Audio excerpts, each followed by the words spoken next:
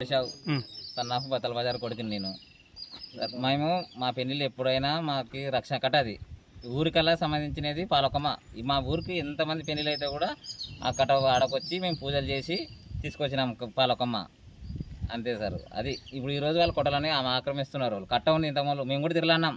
జంగమాయంగడ ఉంది, అప్పుడు ప్రభాకరాయంగడ ఉంది. ఆ ఎంగల్లో పోయి మా చిన్నతనంలో కూడా మేము కూడా తిరిగినాం. ఆ కట్ట చుట్టుముట్టు తిరిగినాం.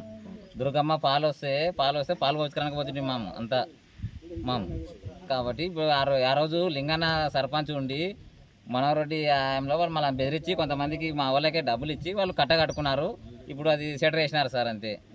ఇప్పుడు అది ఊర్లో అందరూ ఉంది అన్నారు. సరే వాళ్ళు ఆక్రమించుకున్నారు. ఆక్రమించుకుంటే కూడా మేము ఓకే ఏమనుకుంటలేం. కాకపోతే ఇప్పుడు ఈరోజు చెట్టు తొలగించాలని చూస్తున్నారు. ఊర్లో అంత పెద్ద చెట్టు మనం ఒక 75 సంవత్సరాల వయసు ఆ చెట్టుకి. అలాంటి చెట్టు మళ్ళీ మనం పుట్టాలంటే మనం పెంచాలంటే అంత చెట్టు పెంచగలుగుతామా? పెంచలేము కదా సార్. అది ఊరికి ఉన్న గ్రామ కట్ట అది. ఇది జరిగిన సమస్య సార్. కట్ట కూడా నిర్మించాలని అనుకుంటున్నాం మా పెద్దలు అందరం కలిసి. నుంచి మాకు చర్యలు తీసుకోవాలని కోరుకుంటున్నాం సార్. చిన్న రంగన్న తాండ్రపాడు నా ఇల్లు కూడా అన్ని దగ్గరనే ఉండే. నాకు పశువులు ఉండే. అదల్లా దాని రౌండ్ తిరిగినట్టే నా పశువులు.